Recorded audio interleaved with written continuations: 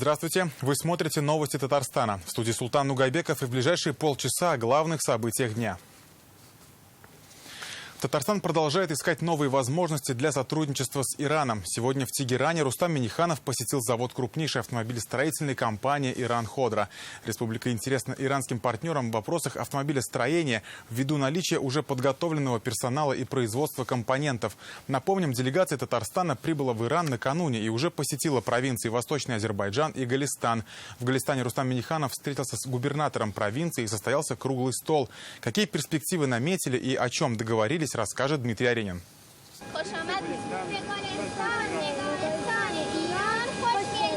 В провинции Голестан Рустама Минниханова и нашу делегацию встречают сладкими национальными угощениями. Этот северный регион Ирана обладает развитой логистикой. Сейчас здесь разрабатывают транспортный коридор на Индийский океан. Вкупе с транспортным коридором через Волгу и Каспийское море Татарстан мог бы расширить пути для своего товарооборота. Это очень перспективный проект. Кроме этого, конечно же, мы будем работать по работе наших торгово-промышленных палат, по поставкам продукции из Татарстана сюда и из Голестана в Татарстан. Ну и в части того, что присутствие бизнеса вот на особой зоне у вас, на наших площадках у нас, это тоже очень перспективные направления. Сейчас в Казани уже действует Генеральное консульство Ирана. Между правительствами двух стран подписан меморандум о торговом сотрудничестве. Сейчас необходимо выстраивать отношения на уровне регионов. На круглом столе с деловыми кругами Голестана Рустам Минниханов отметил, республика готова расширять поставки продукции нефтехимии и машиностроения и готова принять на работу специалистов из Ирана. Специалисты из Ирана, они высокой квалификации, очень работоспособны. Сегодня Россия нуждается в рабочей силе. Мы тоже готовы подключиться к этой работе, потому что строительный комплекс, наши предприятия, агропромышленный комплекс нуждаются в дополнительной рабочей силе. На встрече с губернатором провинции Голестан Алим Мохаммадом Зангане Рустам Минниханов как раз обсудил расширение товарооборота сельхозпродукции, в частности линейки «Халяль». Говорили также о взаимодействии в области науки и образования. Сейчас в Казани действует центр иранистики. В вузах учатся более 700 иранских студентов. Перспективно называют сотрудничество в сфере IT. IT-специалисты, они могут находиться у вас здесь, в Голестане, и спокойно работать с нашими вместе. Поэтому нам вот этот блок цифровизации, IT, тоже надо включить в программу наших контактов. Вы правильно сказали, что мы должны упростить и визовый режим. Нам очень важна организация прямых авиасообщений. Это и для бизнеса, это и для туризма. Здесь же подписали протокол по итогам переговоров. В ходе своего визита наша делегация посетит еще ряд провинций Ирана. Дмитрий Аренин, Марат Хусаинов, ТНВ, Иран. Рустам Минниханов встретился с первым вице-президентом Ирана Мухаммадом Мохбером. Президент Татарстана рассказал о переговорах и встречах, которые удалось провести в рамках визита. Рустам Минниханов отметил большой интерес провинций Восточный Азербайджан и Голестан, подчеркнув, что существует серьезный потенциал торгово-экономического сотрудничества. Татарстан заинтересован в поставках КАМАЗов, вертолетов, грузопассажирских судов, нефтехимической продукции и ожидает расширения импорта иранских товаров. Вице-президент обратил внимание на общую культуру и историю, которые способствуют развитию отношений. Рустам Минниханов просил передать слова благодарности президенту Ирана за личное внимание к развитию сотрудничества. Отдельно на встрече остановились на вопросе полноценного функционирования международного транспортного коридора «Север-Юг» с участием татарстанских логистических центров. Также Рустам Минниханов поблагодарил за активное участие представителя Ирана в работе группы стратегического видения «Россия-Исламский мир», которую он возглавляет по поручению Владимира Путина. В один из самых древних городов Европы, в Белград, теперь можно добраться прямым рейсом из Казани. В республике запустили авиасообщение с Сербией. Рейс Казань-Белград-Казань будет выполняться 2 раза в неделю. Этот новый маршрут уже назвали новым окном в Европу и альтернативой турецким направлениям, которые в этом году ощутили существенный рост пассажиропотока.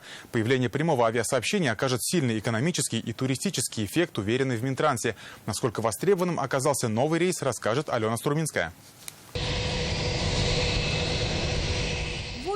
улыбкой встречают первый рейс из Белграда. Международная традиция пропускать самолет через водные ворота связана с тем, что происходит впервые.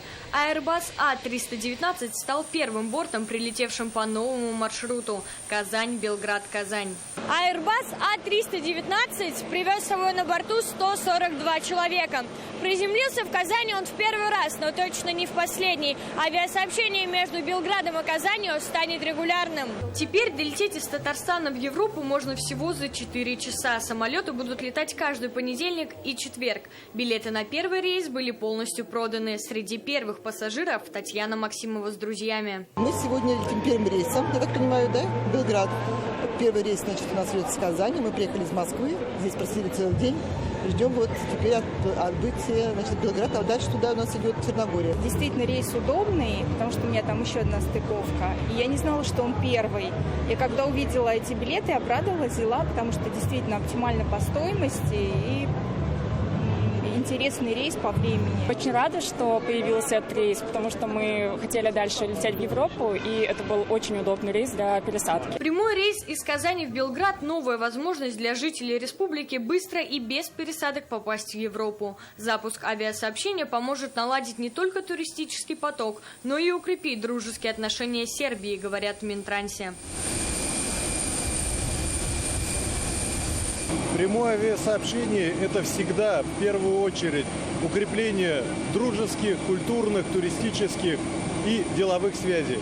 У нас рейс осуществляется 2 раза в неделю, у нас 100% загрузка сейчас. Программа авиаперелетов по новому маршруту запланирована до конца октября на весь оставшийся период летней навигации. Летать будут и зимой. Новые рейсы пользуются большим спросом как у татарстанцев, так и у сербов, говорят в нашем аэропорту.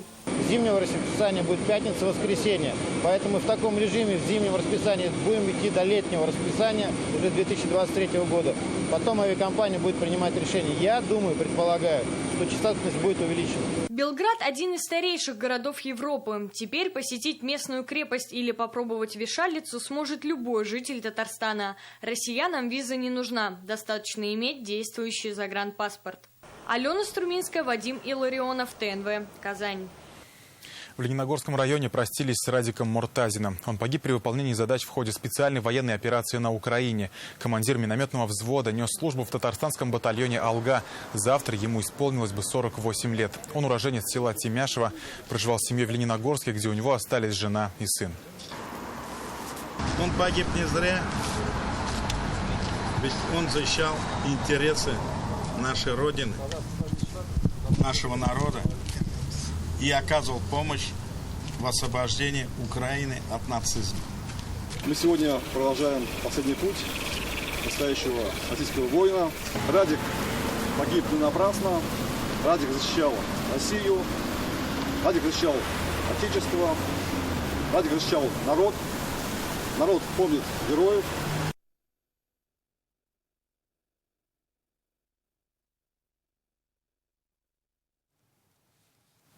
Более 99% жилищно-коммунальных и социальных объектов Татарстана готовы к отопительному сезону. Такая же ситуация и с многоквартирными домами. Об этом сегодня на брифинге в Доме правительства заявило руководство Минстроя Республики.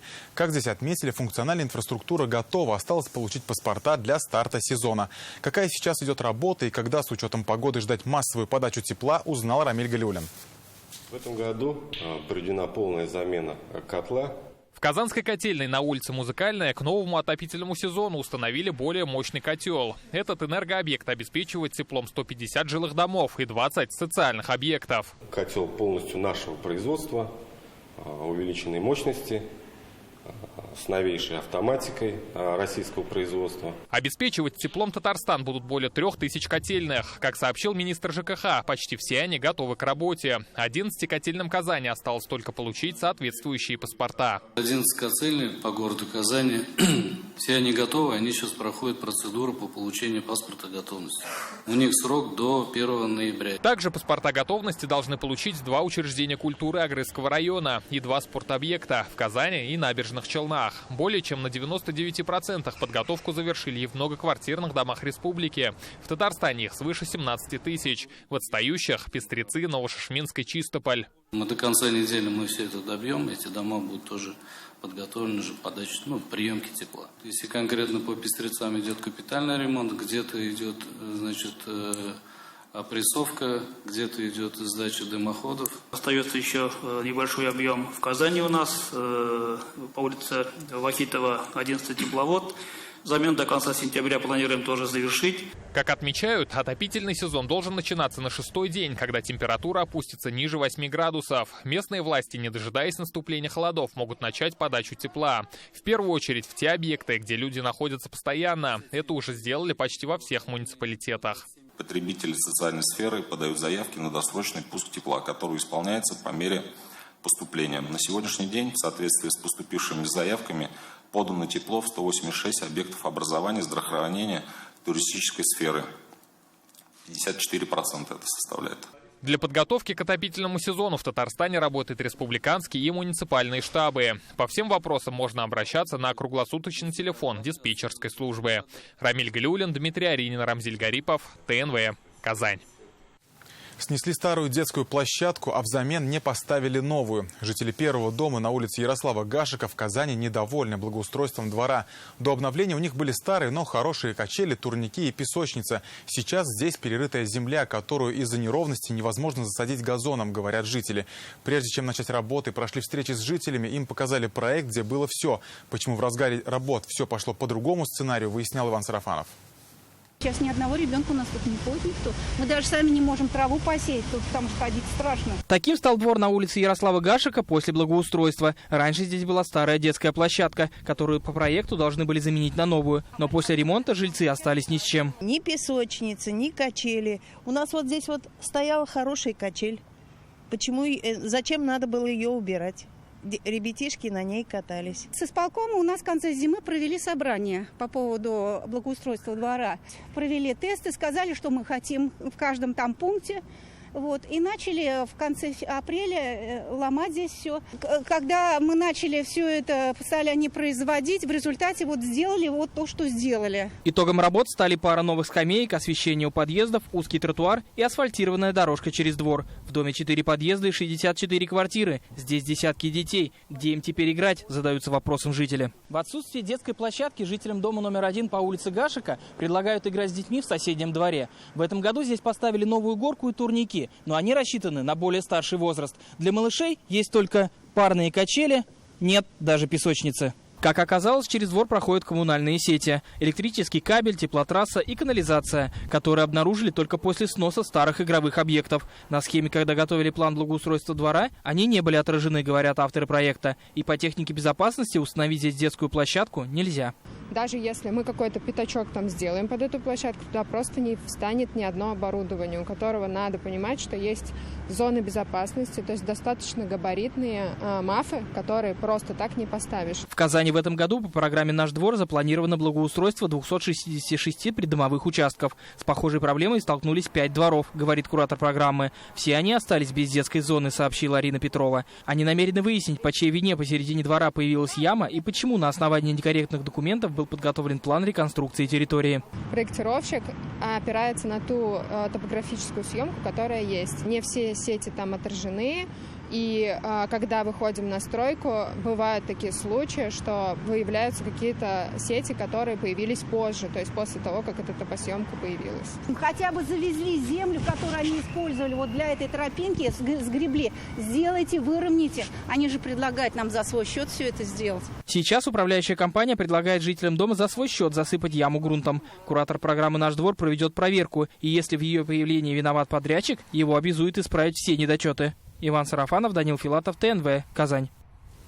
В Казани стартовала неделя безопасности дорожного движения. Госавтоинспекция города проводит мероприятия по профилактике аварий с несовершеннолетними. С начала года на дорогах города с участием детей зарегистрировано 83 ДТП, в которых 86 детей получили различные травмы. На этой неделе проверят, как водители соблюдают правила перевозки детей, поговорят с родителями и учениками у школ и расскажут о необходимости светоотражающих элементов на одежде. Водители и автоинспекторы призывают быть внимательными и снижать скорость у пешеходных переходов. В Татарстане пятый день подряд выявляют больше 900 случаев ковид. Сегодня больничные листы открыли 978 человек, 118 человек госпитализировали. Впервые за 2 недели в республике есть летальный исход от коронавируса. В России за сутки 46 474 новых случаев заражения. Построенный в Зеленодольске единственный российский газоход «Чайка» показал себя в Казани и ушел в Питер.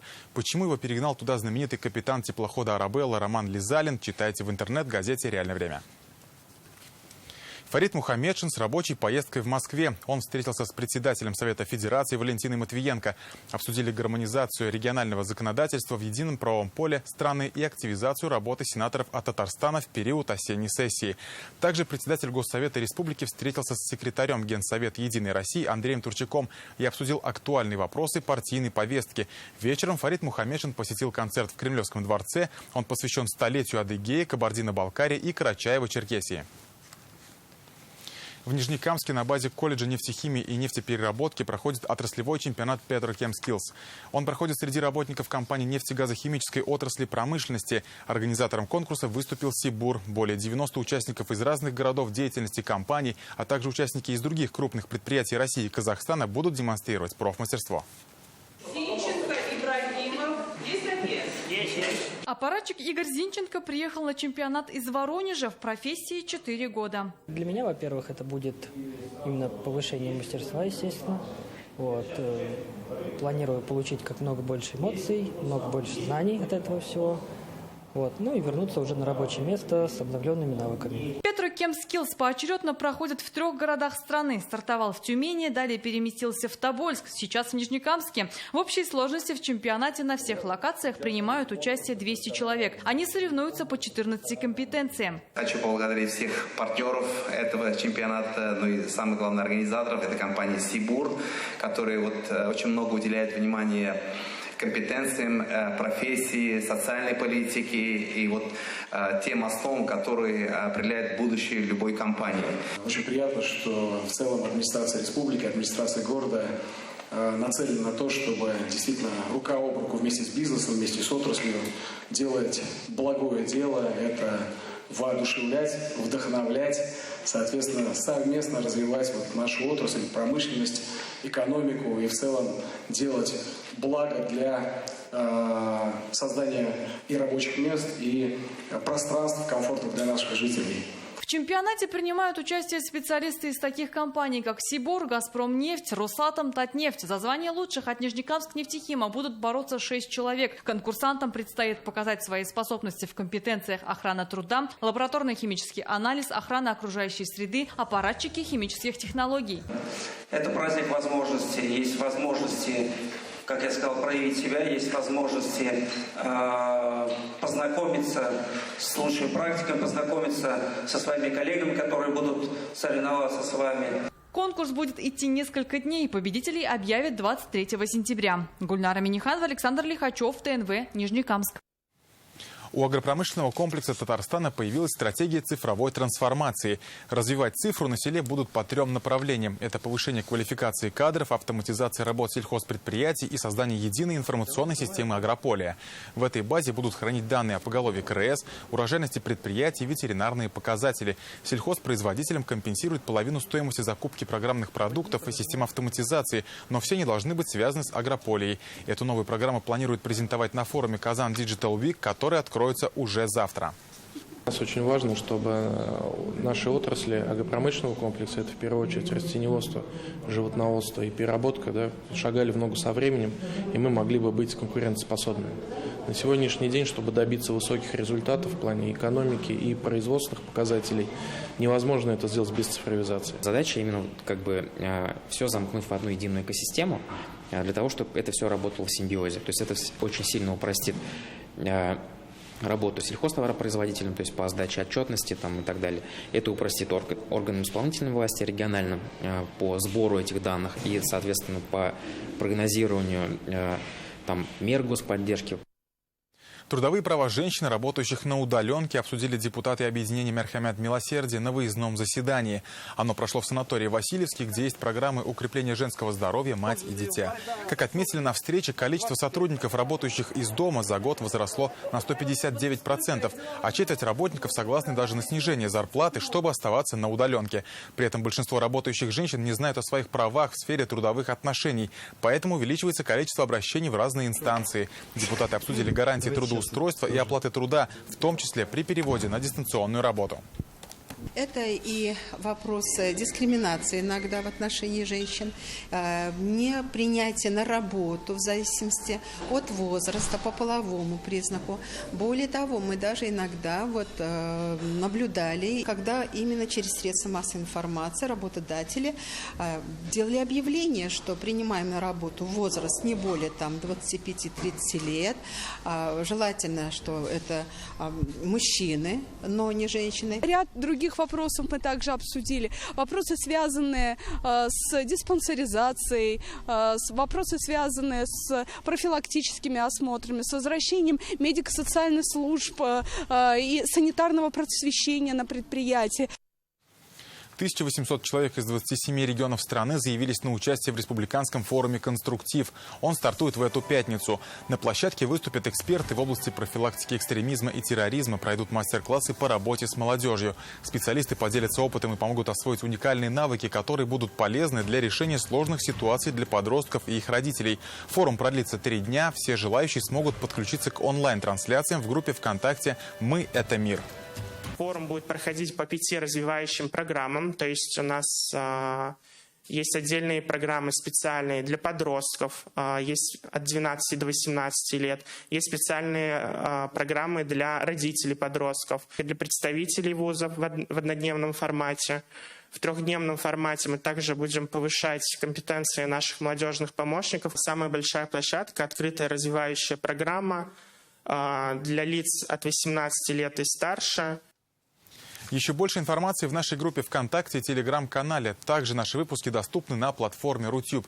А сейчас предлагаю посмотреть на осеннюю набережную озера Кабан. Ее запечатлел наш оператор Игорь Романов.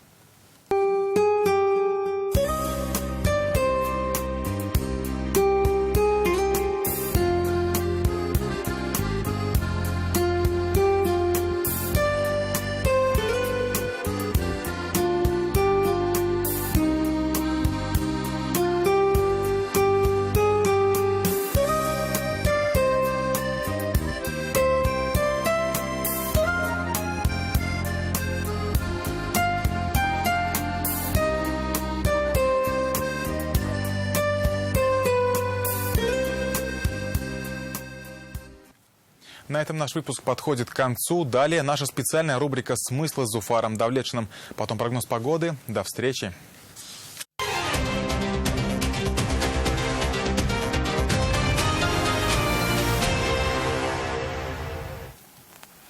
Добрый вечер. С 2012 года, 19 сентября, в России отмечается День оружейника. Профессиональный праздник всех работников предприятий оборонно-промышленного комплекса, создателей отечественного оружия. Появился он по предложению Михаила Тимофеевича Калашникова. Это, пожалуй, самый известный оружейник современности не только в нашей стране. Это конструктор с мировым именем. И главное его детище, понятно, автомат Калашникова. Он признан изобретением века и изображен на государственных символах некоторых стран. Автомат Калашникова, сокращенно АК, самое распространенное стрелковое оружие в мире. Он включен в книгу рекордов Гиннесса. Насчитывается более 100 миллионов единиц этого автомата. Он состоит на вооружении более чем в 100 странах мира. И это только по официальным сведениям. А есть данные, что в некоторых странах его производят безо всякой лицензии. Это говорит о надежности и точности оружия. Вот небольшой отрывок из фильма «Калашников» режиссера Константина Буслова. Образец Калашникова!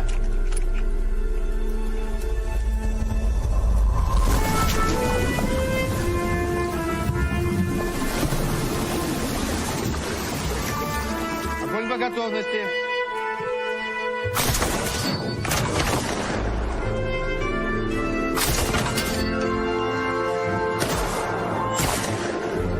Отработал штатно.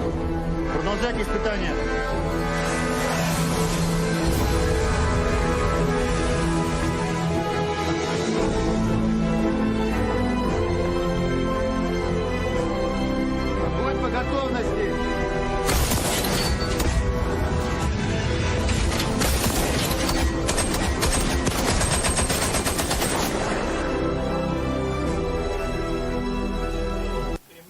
Это были кадры художественного фильма, снятого в 2020 году, но они основаны на реальных фактах. И в сети можно найти множество подобных кадров, где АК не подводит ни в какой ситуации. Дважды герой социалистического труда, герой Российской Федерации Михаил Тимофеевич Калашников. Дожил до 94 лет и пока мог, продолжал работать в КБ Ижевского машиностроительного завода, являясь главным конструктором по стрелковому оружию, консультантом генерального директора Рособоронэкспорта и президентом Союза российских оружейников. Именно он в 2010 году предложил Владимиру Путину, который в это время занимал должность премьер-министра России, учредить День оружейника России. И впервые его отметили 10 лет назад, 19 сентября 2012 года. Нам есть чем и кем гордиться. Давайте не забывать историю и великих людей нашей страны. В этом есть смысл. С вами был Зуфар Давлетшин. Всего доброго.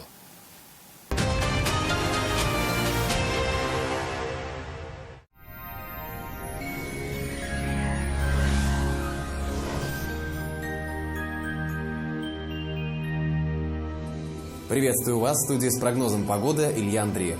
Банк Аверс помогает бизнесу адаптироваться к новым условиям внешнеэкономической деятельности и предлагает бесплатное открытие расчетного счета и сниженную комиссию на международные переводы в турецких лирах, китайских юанях и казахстанских тенге. Банк Аверс помогает бизнесу адаптироваться к новым условиям внешнеэкономической деятельности. Банк расширил возможности по валютному обслуживанию клиентов. В рамках акции «Выгодный ВЭТ для бизнеса» Банк Аверс предлагает бесплатное открытие расчетного счета и сниженную комиссию на международные переводы. Банк Аверс. Надежность имеет традиции. Температурные качели продолжают раскачиваться, и по данным сервиса Яндекс.Погода, в предстоящие сутки в Бугульме, Бавлах и Азнакаево ожидаются дожди. Ночью 14 градусов, а днем ожидается около 22 градусов тепла. Осадки ожидаются и в Набережных Челнах, Нижнекамске и Лабуге, здесь около 19 градусов выше 0.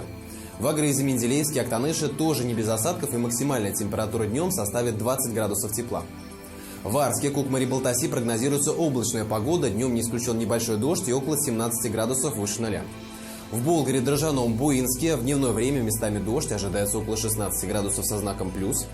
В Альметьевске, Чистополе, Мамадыше ночью около 10 градусов тепла, а днем облачно небольшие дожди и около 20 градусов тепла. В четверг пройдут дожди, но погода в целом станет теплее. Благодаря свойству гармонизировать кровообращение, санчи благотворно влияет на работу всего организма. Дает энергию, нормализует сон, способствует устранению головных болей и хронической усталости, улучшает самочувствие. Полезные свойства санчи проверены веками, недаром его называют сокровищем китайской медицины. 20 сентября 2022 года в аптеках Farmland на санчи 20% скидка. Сайт sanchi.rf.